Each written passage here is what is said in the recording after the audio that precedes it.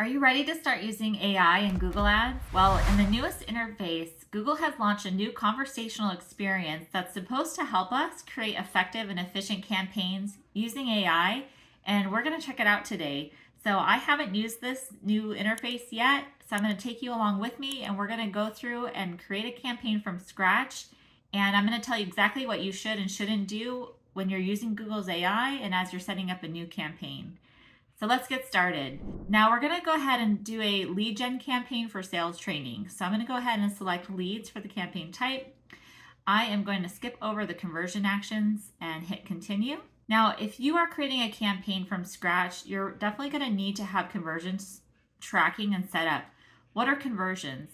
A conversion is a goal that takes place on your website. So when somebody comes to your site and they submit a lead form or they give you their email address, they make a purchase, those are conversions. That is a person who has converted from a visitor to a lead or a customer. And so those actions you want to track when you're starting Google Ads so that you can attribute the success of your campaign to the results you're getting on your website.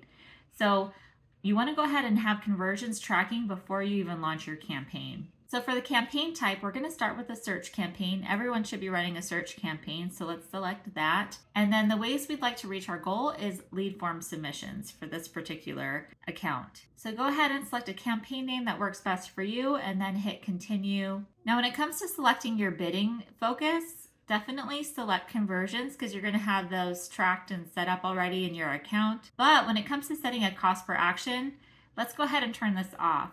I like to run campaigns from scratch with no target CPA, target cost per action, let Google accumulate some performance data, and then we're going to go ahead and apply a target based on what our goals are and what Google has been hitting so that we can work together with Google to achieve a desired result, an end goal. But we're not going to set it off in the beginning because we might be off in some areas, and this will show us where we're off at. Maybe we're exceeding what we want, maybe we're underachieving what we're able to hit. So I like to just let Google run wild in a sense until we have some data and then apply a target cost per action. Customer acquisition, optimize campaigns for acquiring new customers. I definitely recommend that you select this setting and you only bid for new customers.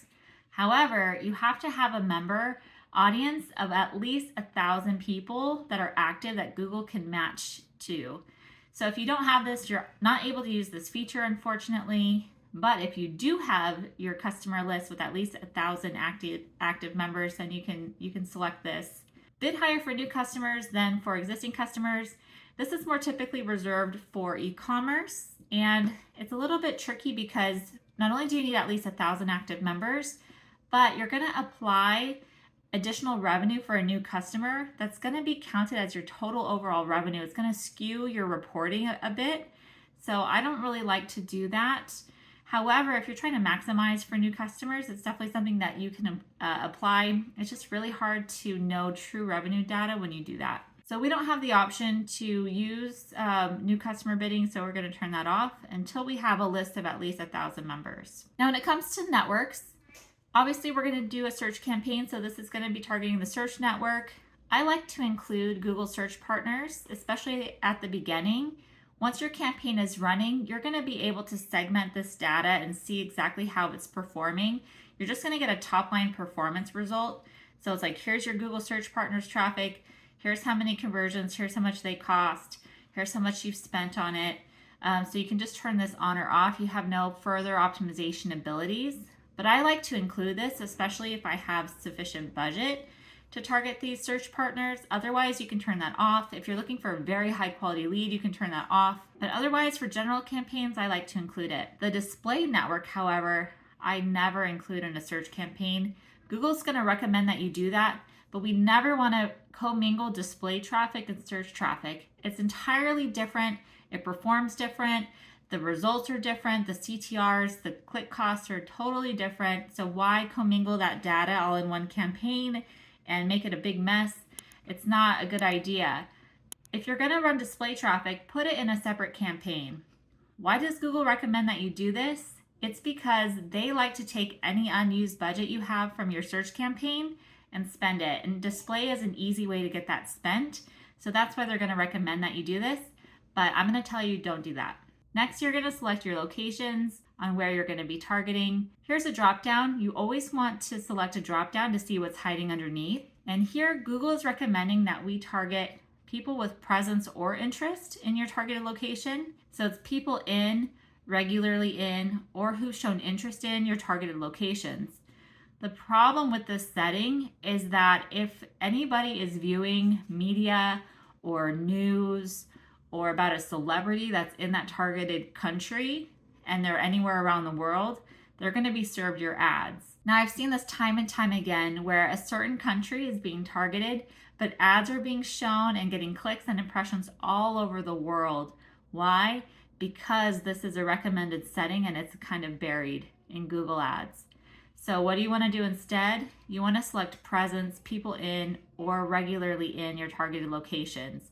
This will help to exclude all those clicks and impressions from countries outside of where you're targeting. For languages, go ahead and select the language that matches your website and your ad. There are opportunities to expand this into all languages. Essentially, how this is going to be targeting people is based on their default language setting for their browser. So if they speak English, they know English, but their default browser is set to another language such as Spanish, they're not going to be able to see your ad. So this is an opportunity that you can expand later down the road, but at launch, my recommendation is to just select the language that matches your ads and matches your website. For search campaign, you can skip over audience segments. Broad match keywords, you leave this to off. Now this is something that you want to incorporate later down the road. It's an opportunity for expansion and scaling, but at launch, we're going to turn this off. And now here's some AI features, automatically created assets. So you want to go ahead and turn this on, use content from my landing page, and you just want to confirm that everything that you have on your landing pages and on your domain and in your ads is approved before they go ahead and start pulling from these assets, or pulling from these sources to create these automatic assets. But you definitely want to turn that on. I think that Google's AI is in a really good place today versus a few years ago when they weren't that great at creating ads on your behalf. All right, here's another drop down. We're going to select more settings. Ad rotation, you want to prefer the best performing ads. That just helps you to get a better result quicker. It used to be best practice to split test your ads, but you don't need to do that anymore. Google is much better than you are at knowing what ad is performing the best. Give them that option and allow their AI to rotate ads on your behalf to get you the best performance. Ad scheduling, if you don't want to accept phone calls or leads on the weekends or in the evenings, go ahead and put that setting in. I like to just leave it as all day. You can wake up in the morning and get your leads, first thing in the morning, but you might have some issues with show rates when you do that. So just based on your individual preference, you want to set your ad schedule. If you have any tracking that you want to do on the back end, that goes here. And brand restrictions, if you have broad match keywords turned off, you don't have to worry about that. And you can go ahead and click next. Now on this screen, we're going to go ahead and set up your ad group. So here's where you name your ad group, any name that makes sense for the keyword grouping so that you know exactly what these keywords and ads are about. And then you're going to go ahead and do your keywords. So let's go ahead and let Google create our keyword list and see what a good job they do.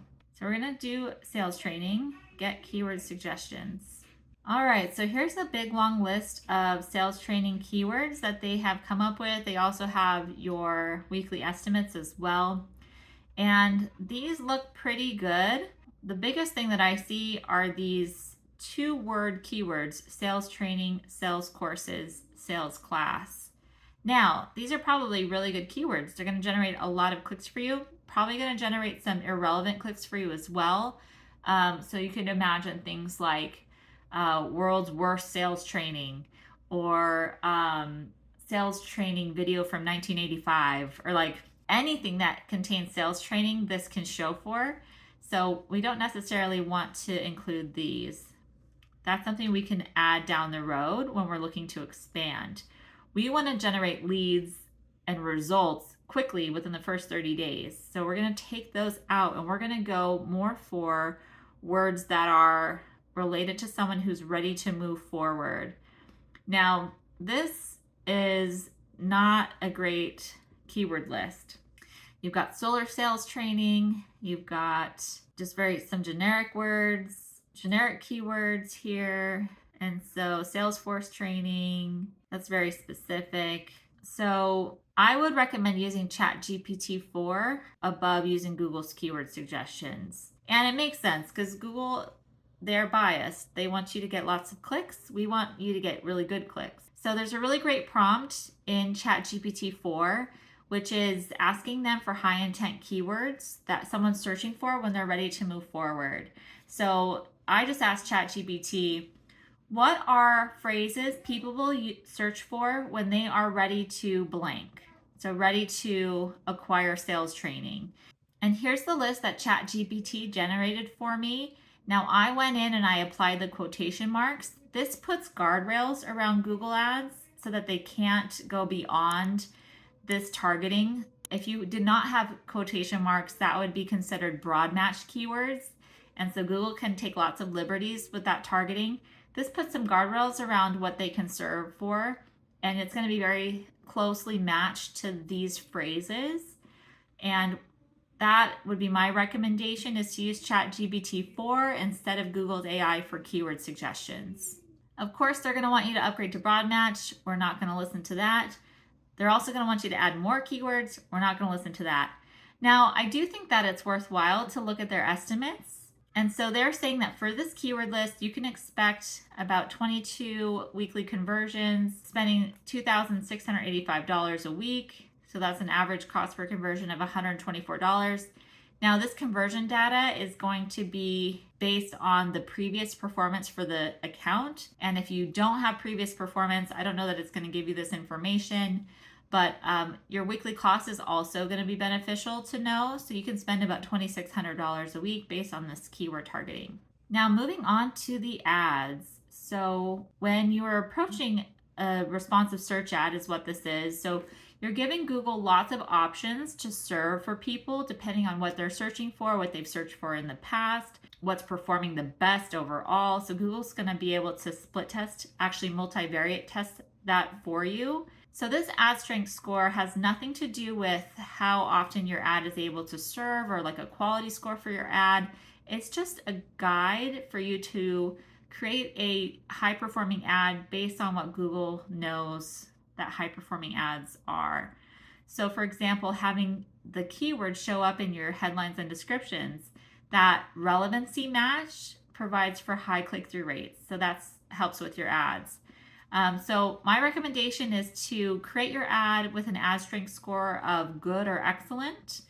And there are some situations where you're unable to achieve that. For example, if you're bidding on competitor terms or you have a trademark issue and you can't put the keyword in the ad. I've seen that before.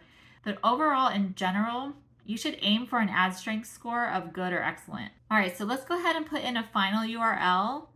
And this is going to suggest headlines and descriptions on your behalf. So here's some Google AI we can use.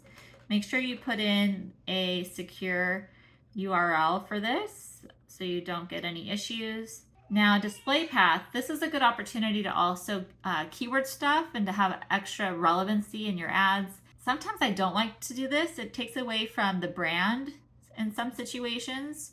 And so if you want to appear more dominant and established, you could opt to not use a display path. But otherwise, you can add your keyword in here as long as it fits within the character limits. Now, this is a good option for putting your phone number. That's also in another location in your campaign, but you can go ahead and add that here. And now here's the area for your headlines. So Google's giving us some ideas here. And now this is my website, so it's not related to sales training.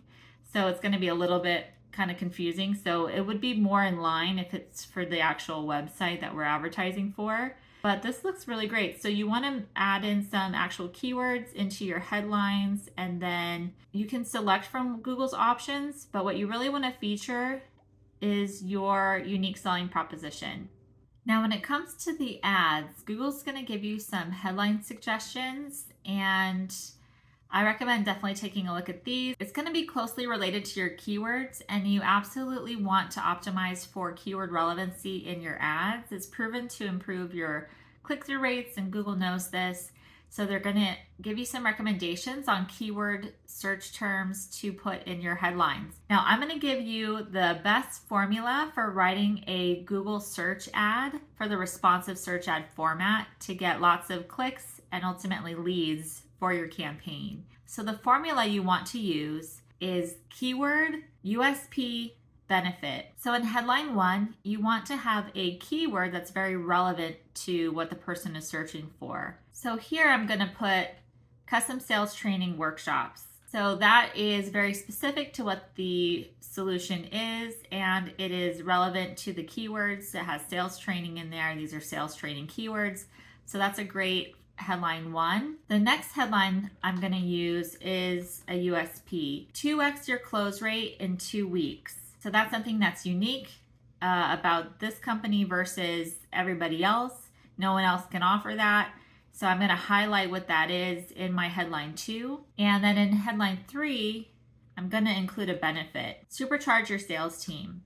So obviously somebody's looking for sales training, they're struggling with their team, and so we're going to test out this benefit, supercharge your sales team. Now, what's great about Google Ads is you have the opportunity to do this 5 times.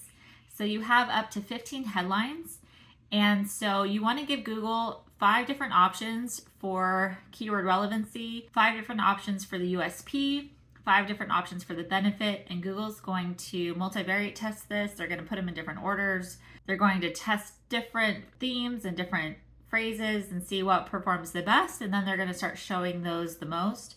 They're also going to tailor these based on what the person's searching for, and so it's just going to supercharge your performance for the campaigns. So these top 3 are the most important because you're telling Google that this is your best that you want to test first, and then they're going to start showing these and then rotating in the other options that you give them, testing them in to see what's performing well. So in these additional fields, go ahead and put in 4 more keyword headlines, 4 more USP headlines, and 4 more. And then Google will have everything it needs to produce a great performance out the gate. So for the descriptions, Google's going to give you some ideas as well. They're going to base that off of your website. So you can definitely pull from here. My recommendation is to include a call to action. So the step that you want the person to take after they click. And then you can also insert your keywords in here to improve the keyword relevancy. You obviously want to match what the person is searching for and what you are offering. So that person goes, oh, this is what I'm looking for. And so they click on your ad. And the higher the keyword relevancy in your ads, the higher the click-through rate. And so descriptions are a great place to put these as well. You have 4 options for descriptions that Google's going to test. So you want to experiment with different call to actions, different unique selling proposition statements, and you can use Google's AI to test things as well. But make sure you're including a call to action, and you want to avoid repeating things. So Google's going to preference these first 2, and then they're going to rotate in these other 2. And so you want to avoid repeating yourself so that you can maximize the opportunity for testing. So test brand new ideas, 4 of them, use call to actions, and make sure that you're including your keywords and some unique selling proposition phrases. And the more that you can establish that you are legitimate using actual numbers and data that represent your results and so forth, your awards, that's a good opportunity. This is a good place to feature your awards. You can do all of that in your descriptions. So here's where you're going to insert images. You absolutely want to include pictures with your ad. Make sure that they meet the quality standards that Google has. They're going to have some information about that. So you don't want any text overlays or logo overlays or blurry or crop photos, but make sure that you're adding images. I was hoping that Google would have some AI capabilities here. I'm not seeing that. Unfortunately, we have to go ahead and continue doing the old method of creating images and finding images and getting them approved and getting them added to the ads. So hopefully in a newer edition, Google's going to allow AI to create images on our behalf. That should be released hopefully soon. But for now, in this newer interface, it doesn't have that opportunity. Unfortunately, I'm a bit bummed about that. So next, you're going to add your business name and your business logo. Now, site links, they are additional links that you can include in your ad. So if you want to direct someone deeper or to a different area of your website, maybe it's your contact page, your application page, your case studies page, this is the opportunity where you can show those additional ads, those little site links underneath your main ad. And so you want to add at least 4 of those. That directly impacts your quality score, so make sure that you include that. You really want to build out all applicable assets. These are called assets, site links, call outs, call extension, etc. You want to build out all of them that you can so that you can maximize the performance of the ad and so that you can take up as much space in the search results as you can. That's what these extensions do, is they just expand out your ad to include additional assets. So make sure you build out all the ones that are relevant to what you are promoting. So you've got promotion extensions, prices, structured snippets. Lead forms is a great way to collect leads directly from the ads. If you have an app you want to promote, you can also do that as well. And the more you can include, the better. Google's going to test them, and you can also see how they're performing as the campaigns run. So after you're done creating your ad, it's going to have you select a daily budget for the campaign. This is only based on what you've given Google so far as the keywords that you've inserted. And so this daily budget is recommended at $383. You can go higher than that or lower than that. However, I wouldn't recommend going too much outside of what Google is showing you. The reason why is because if your budget is a lot higher than this top line number, you're going to increase your cost per conversion too much. And if it's below this, you're going to potentially strangle your campaign with too little budget. And actually, as you can see, the cost per conversion changes as we get higher or lower. So you want to keep that in mind as well. And then the volume numbers change in addition to that. So you can use these recommended budgets. In an ideal situation, you wouldn't spend any less than 2x your cost per conversion for the campaign. You can test going lower than that, but the recommendation is 2x your cost per conversion, ideally 10x your cost per conversion for your daily budget. Once you have your daily budget set, we're going to select 306.88. You're going to hit next. So here Google's checking for errors, and then it's going to give me the option to double check everything and make sure that everything is set up as I want it to. So once you're done with that portion, Google's going to show you everything that you have given it as far as the settings and the setup. And so you can go ahead and review that. And if everything looks good to you, you just go ahead and click Publish Campaign. So there weren't as many AI options as I was expecting in this new interface. It's a bit disappointing, but I hope this was useful to you as far as how to go about creating a campaign in the new interface and some best practices that I use to make sure that I'm getting really great results in the first week. So you can go ahead and use those tips. And as soon as the new AI features are out to help with campaign creation, I'll be sure to create a new video. So thanks for joining me on this video. I hope you're generating tons and tons of leads this year, and I will see you on the next video.